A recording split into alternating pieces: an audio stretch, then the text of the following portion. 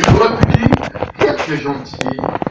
Jacques, tu es un bon garçon. Entrez, vous, tous les disciples, vous êtes gentils, vous allez persévérer avec moi. Donc, je vais vous récompenser. À chacun de vous, je vais faire une église.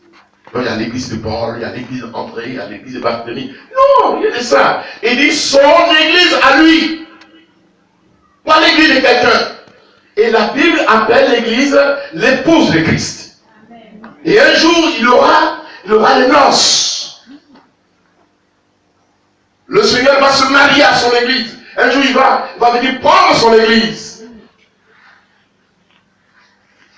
L'église est l'épouse de Christ.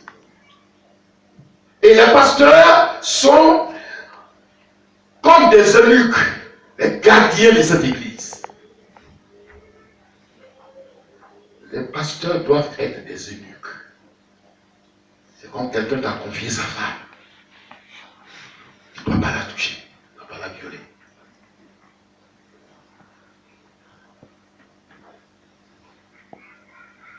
Et donc, comme l'église lui appartient, l'église est sa propre. Ce que Dieu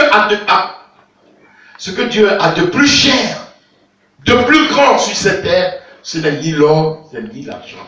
C'est son église. Amen. Et nous en sommes les gardiens. Les pasteurs sont les gardiens. Donc ce n'est pas qui veut être gardien. C'est lui qui donne son approbation. C'est lui qui dit celui-là vient. Voilà, viens. Pas celui qui sait bien parler. La technique, l'art oratoire, là, ça s'apprend. Hein? Si tu as fait premièrement, tu connais déjà la dissertation. Tu peux faire. Je peux apprendre tout le monde ici à prêcher. Comme pasteur, il est talentueux. Tu peux apprendre n'importe qui à prêcher, à parler. Mais pour être pasteur, c'est Dieu lui-même qui décide. Tous en danger. Ceux qui n'ont pas l'approbation, n'ont pas l'approbation, l'accord. Tu sais parler. Un jour, j'ai été affecté dans une église nouvellement. Puis j'ai trouvé un monsieur. Il chasse les démons et il donne des paroles prophétiques. Ça. Dieu l'utilisait. Il me dit, pasteur, je suis pasteur. Je suis un pasteur. Il faut que tu me nommes pasteur. Il dit, ça là, ça c'est pas moi. Hein. C'est pas moi, je ne peux pas nommer pasteur. Ça c'est trop fort pour moi. Je nomme personne pasteur. Je nomme personne diacre. Je nomme personne enseignant de l'église. C'est Dieu qui choisit ses hommes. Et moi je reconnais tout simplement. Amen. La responsabilité du pasteur, ce n'est pas de prendre des gens par affinité, mais de prendre des gens sur qui l'approbation de Dieu se repose. Amen.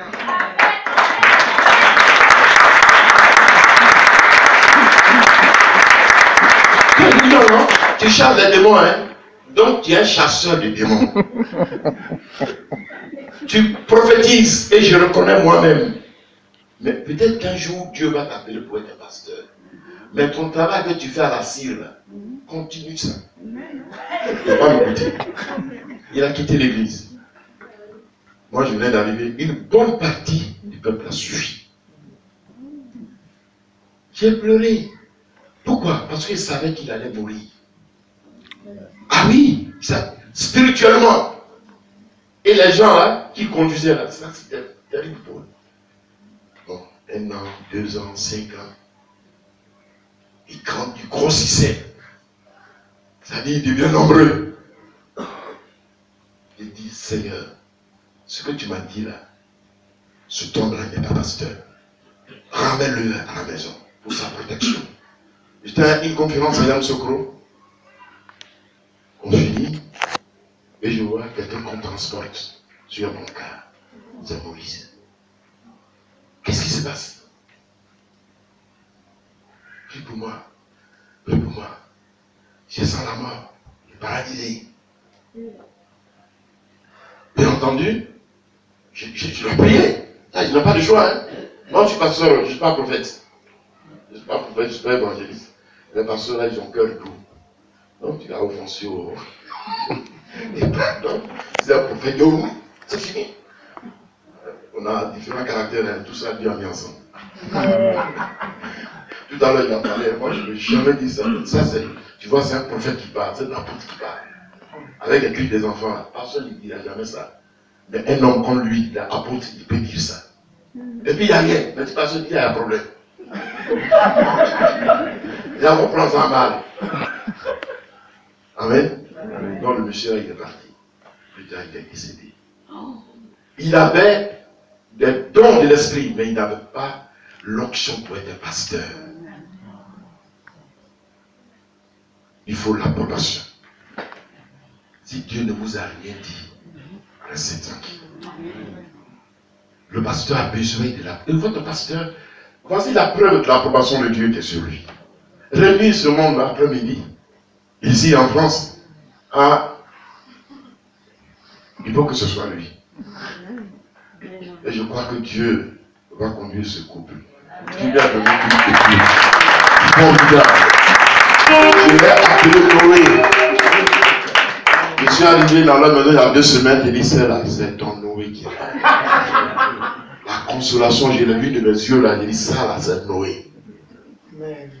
Consolation, je l'ai vu dans le sang, quand elle a mordu. Oui, mordu ici là.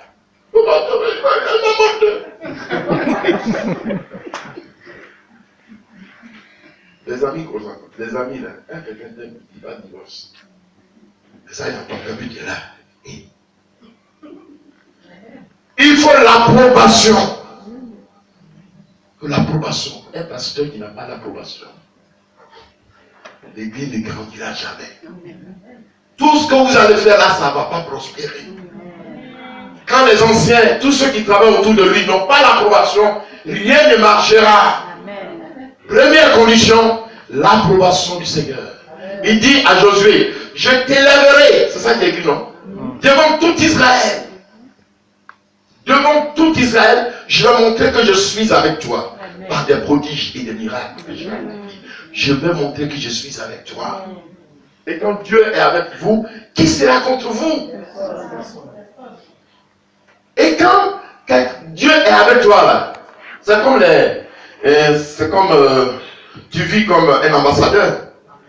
Tu vis comme un ambassadeur. On a eu un ambassadeur en Côte d'Ivoire. Un homme comme ça, si c'est papier là, il ne connaît pas papier plus que nous. Il ne connaît pas papier plus que nous. Mais, et puis il parle comme il veut. Vous savez pourquoi il fait ça? Ambassadeur de la France en Côte d'Ivoire. Il y avait un monsieur là, quand je le vois là, Dieu. Mais il y a un grand peuple derrière lui. Il y a une nation derrière lui. Il y a une puissance derrière lui. Ça fait qu'il peut nous parler comme il veut. Mais c'est pas une nation qui est derrière lui. Ah si, il peut nous parler. Jamais. Non, le pasteur, il parle parce qu'il y a derrière lui l'Éternel des armées. Le Dieu puissant. C'est lui qui est derrière. Quand Dieu est derrière toi, tu peux défier les démons. Tu peux défier la puissance des ténèbres. Tu peux affronter n'importe quel homme, n'importe qui, parce que tu sais que celui qui est avec toi est plus grand que celui qui est dans le monde.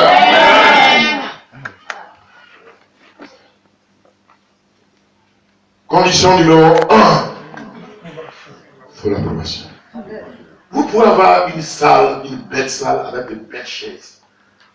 Vous pouvez avoir de l'argent. Vous pouvez avoir tout. Mais si le pasteur n'a pas l'approbation, tout ça, c'est rien du tout. Amen. Deuxième chose. Josué va dire aux sacrificateurs qui sont aujourd'hui comme les anciens, tous ceux qui sont élevés ici pour aider le pasteur. C'est eux qu'on appelle dans les temps anciens des sacrificateurs. Josué va leur dire,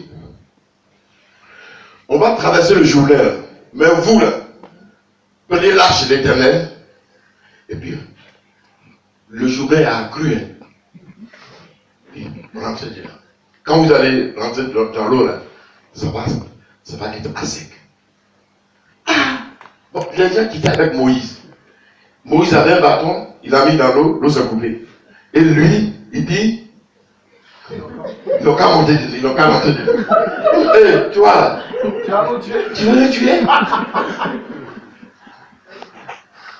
Mais ils ont écouté.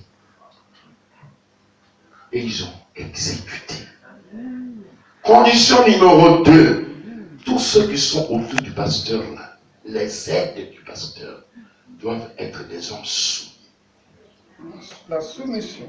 Amen. Acclamez le Seigneur. L'approbation du pasteur, condition numéro 1. Condition numéro 2, la soumission de tous ceux qui sont autour du pasteur. Ça ne dépend pas de sa taille, de son poids, de sa performance, mais juste parce que l'approbation de Dieu est sur lui.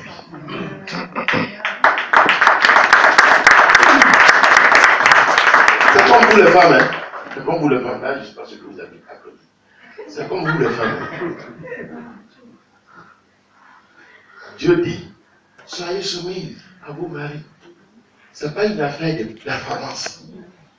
Qu'il soit performant ou pas, la plus claire, c'est ton chef. Il paraît qu'en France, ici, comme en Côte d'Ivoire, il n'y a plus de chef dans la maison. Quelle confusion! Il y a chef! La Bible dit qu'il y a chef! Donc il y a chef!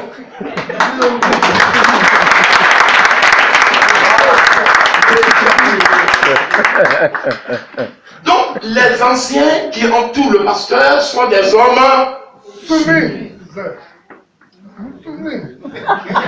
vais vous dire une chose. Ils sont soumis au pasteur, par la femme. Voilà. Amen. Je vais vous dire une chose. Dans mon assemblée, j'ai 2 ou 4. Donc vous savez qui est ma trésorière? Bon, elle ne sait pas bien parler français. Elle n'a pas été à l'école. Mais celle qui elle est la comptable de l'église. Et les gens me disent, mais il y a des ingénieurs, il y a des banquiers ici. Quand j'entends ça, je rigole. Bon, d'accord, ça c'est bien. C'est pas la même chose à l'église ici.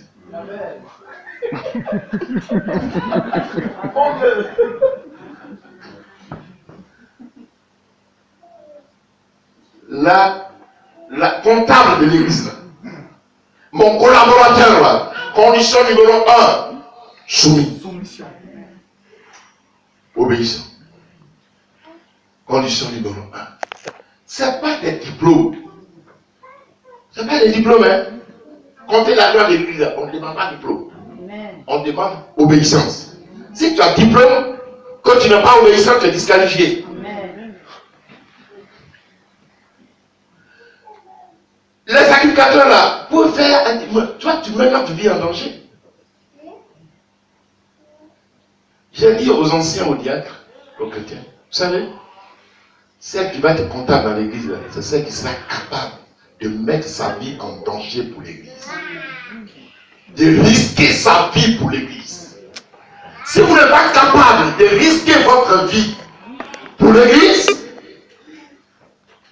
et pour le ministère du pasteur, vous ne pouvez pas être responsable.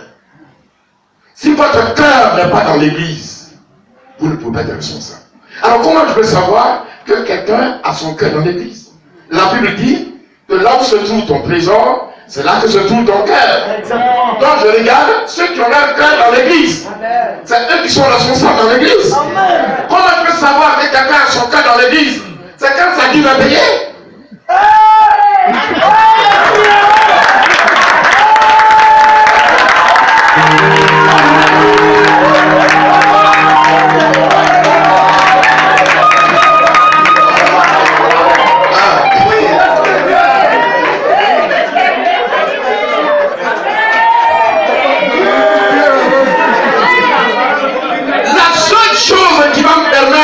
Ton cœur à l'église, ne pas remettre l'indicateur là, c'est pas.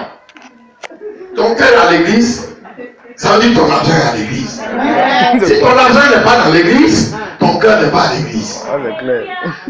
Mais